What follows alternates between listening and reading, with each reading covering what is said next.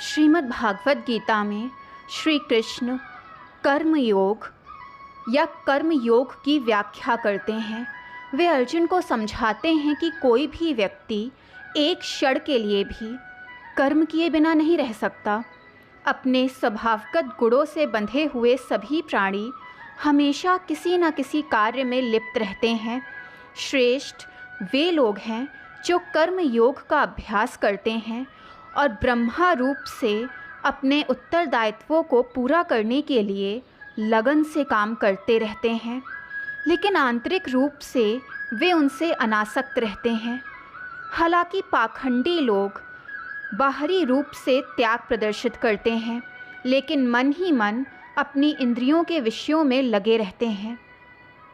भगवान श्री कृष्ण कहते हैं कि सभी जीव भगवान की रचना का अभिन्न अंग हैं और उन्हें अपनी भूमिकाएं और जिम्मेदारियां निभानी होती हैं।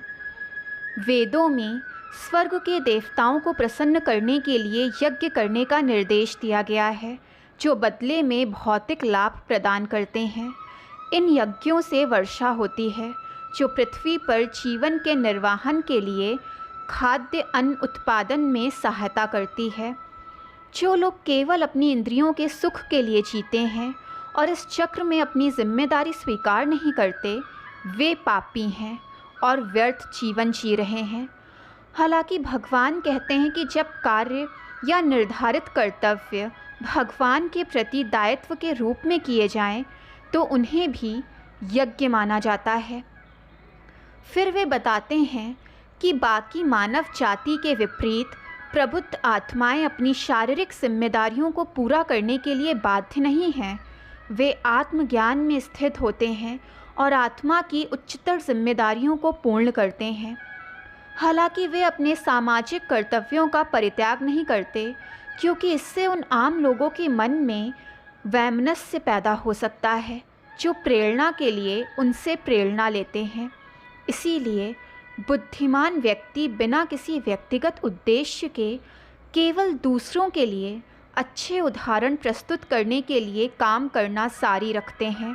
अन्यथा अज्ञानी व मूर्ख व्यक्ति अपने निर्धारित कर्तव्यों को समय से पहले ही छोड़ देते हैं।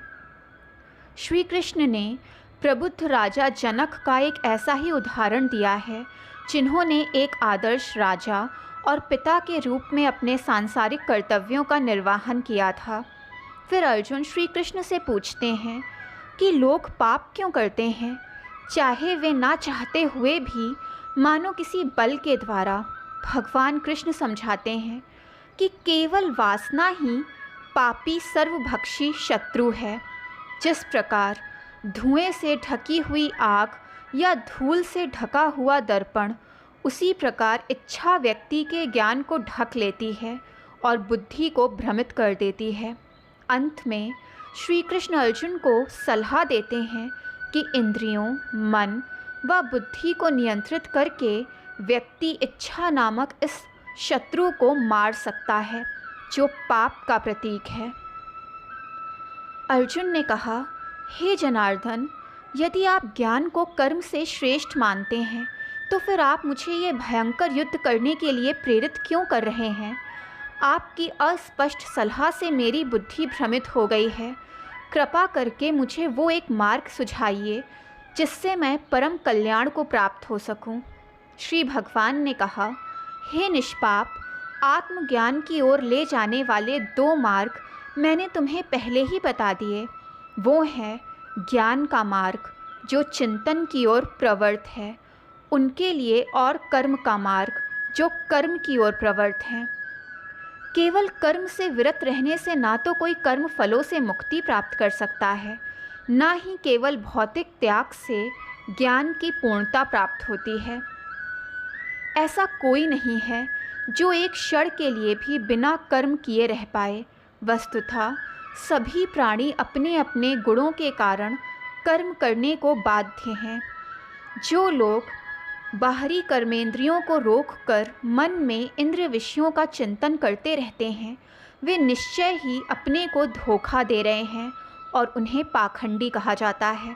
परंतु हे अर्जुन, जो कर्मयोगी अपनी ज्ञानेंद्रियों को मन के द्वारा वश में रखते हुए और कर्मेंद्रियों को आसक्ति रहित होकर कर्म में लगाते हैं, वे निश्चित रूप से श्रेष्ठ हैं। अतः तुम्हें अपने निर्धारित वैदिक कर्तव्यों का पालन करना चाहिए, क्योंकि कर्म अकर्म से श्रेष्ठ है। कर्म बंद करने से तुम्हारा शरीर निर्वाहन भी संभव नहीं। कर्म को भगवान के लिए यज्ञ मानकर करना चाहिए, अन्यथा कर्म इस भौतिक संसार में बंधन का कारण बनता है।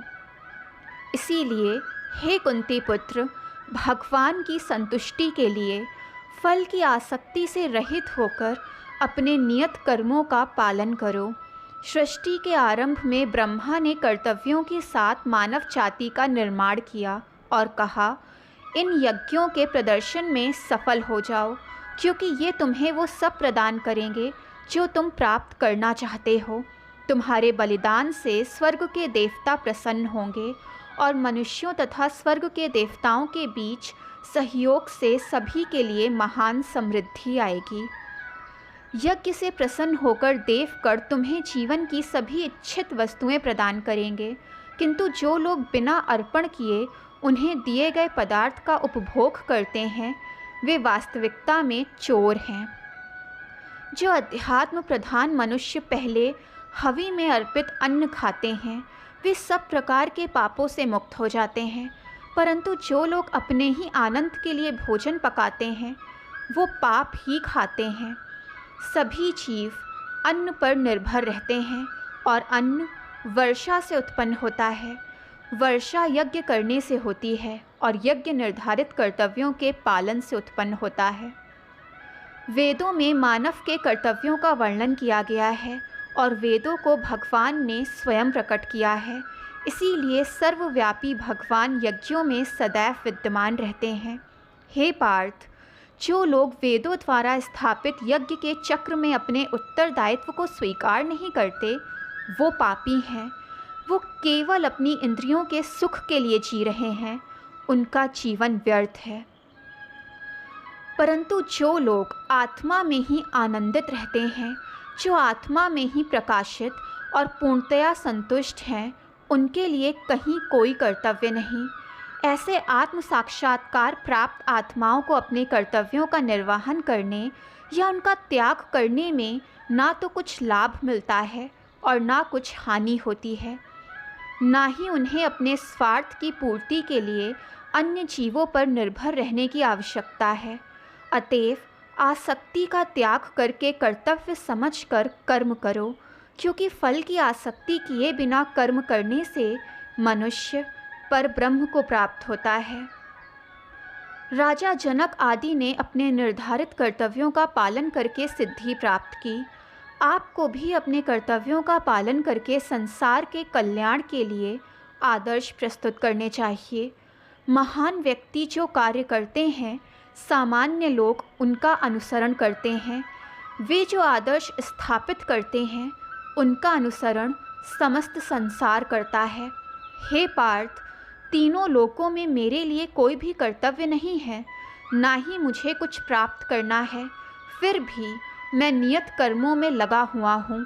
हे पार्थ, यदि मैं सावधानी पूर्वक अपने नियत कर्मों का पालन ना करूं, तो सभी मनुष्य सब प्रकार से मेरे ही मार्ग का अनुसरण करेंगे।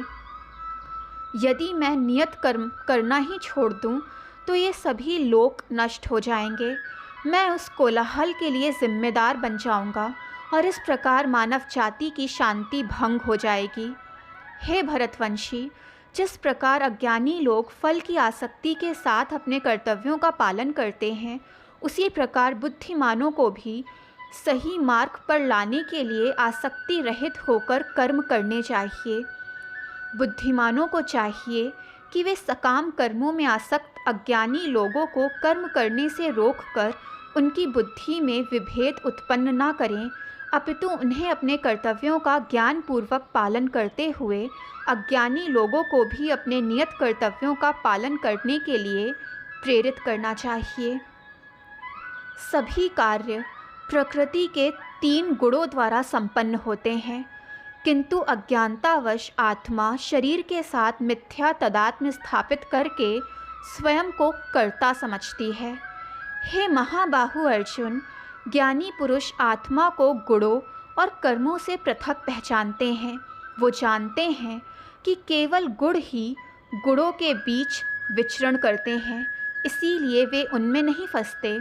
जो लोग गुणों के प्रभाव से मोहित हो जाते हैं वे अपने कर्मों के परिणामों में आसक्त हो जाते हैं, लेकिन जो बुद्धिमान इस सत्य को समझते हैं उन्हें ऐसे अज्ञानी लोगों को विचलित नहीं करना चाहिए जो बहुत कम ज्ञान अर्जित किए हुए हैं। तू सभी कर्मों को मुझको अर्पण करके मुझ परमेश्वर का निरंतर ध्यान कर। तू कामना और स्वार्थ से मुक्त हो जा तथा अपने मानसिक शोक को दूर करके युद्ध कर। जो लोग मेरी इन शिक्षाओं का पालन अत्यंत श्रद्धा और ईर्ष्या से मुक्त होकर करते हैं वे कभी कर्म के बंधन में नहीं फंसते, परंतु जो लोग मेरे उपदेशों में दोष ढूंढते हैं वो ज्ञानहीन और विवेक शून्य होकर इन सिद्धांतों की अवहेलना करते हैं और अपना ही पतन करते हैं। बुद्धिमान लोग भी अपने स्वभाव के अनुसार कार्य करते हैं, क्योंकि सभी जीव अपनी स्वाभाविक प्रवृत्तियों से प्रेरित होते हैं। दमन से क्या लाभ होगा? इंद्रियां स्वभावतः इंद्रिय विषयों के प्रति आसक्ति और द्वेष का अनुभव करती है, किंतु उनके द्वारा वश में नहीं होती, क्योंकि वे मार्ग विधाता और शत्रु है। अपने स्वाभाविक कर्तव्य का पालन करना, भले ही उसमें दोष भी हो, किसी दूसरे के कर्तव्य का पालन करने से कहीं बेहतर है, भले ही वो कर्तव्य कितना भी अच्छा क्यों ना हो। वास्तव में अपने कर्तव्यों का पालन करते हुए मर जाना किसी दूसरे के मार्ग पर चलने से बेहतर है, जो कि खतरों से भरा है। अर्जुन ने पूछा, हे बंसीधर, मनुष्य अनिच्छा से भी पाप कर्म करने के लिए क्यों प्रेरित होता है? भगवान ने कहा, ये काम ही है जो रजोगुण के संपर्क से उत्पन्न होता है और बाद में क्रोध में परिणत हो जाता है। इसे संसार में पापी सर्वभक्षी शत्रु जानो। जैसे अग्नि धुएं से ढक जाती है, दर्पण धूल से तथा भ्रूण गर्भ से छिप जाता है, उसी प्रकार मनुष्य का ज्ञान भी कामनाओं से ढक जाता है। हे कुंती पुत्र, इस अतृप्त कामना रूपी नित्य शत्रु द्वारा जो कभी तृप्त नहीं होती तथा अग्नि के समान जलती है, अत्यंत बुद्धिमान व्यक्ति का भी ज्ञान ढक लेती है। इंद्रियां, मन और बुद्धि को कामनाओं का प्रजनन स्थल कहा गया है। इनके माध्यम से ये मनुष्य के ज्ञान को धुंधला कर देती है और देहधारी आत्मा को भ्रमित कर देती है। हे भरत श्रेष्ठ, प्रारंभ से ही इंद्रियों को वश में करो और इस काम रूपी शत्रु का वध करो जो पाप का स्वरूप है तथा ज्ञान और साक्षात्कार का नाश करने वाला है। इंद्रियां स्थूल शरीर से श्रेष्ठ हैं और इंद्रियों से भी श्रेष्ठ है हमारा मन। मन से परे बुद्धि है और बुद्धि से भी परे है आत्मा। हे अर्जुन, इस प्रकार आत्मा को भौतिक बुद्धि से श्रेष्ठ जानकर उच्चतर आत्मा के द्वारा निम्नतर आत्मा को वश में करो और काम नामक इस दुर्जय शत्रु का नाश करो। दोस्तों, वीडियो पसंद आई हो तो चैनल को लाइक, सब्सक्राइब एंड शेयर करें ताकि चैनल की नोटिफिकेशंस आप सबको मिलती रहें।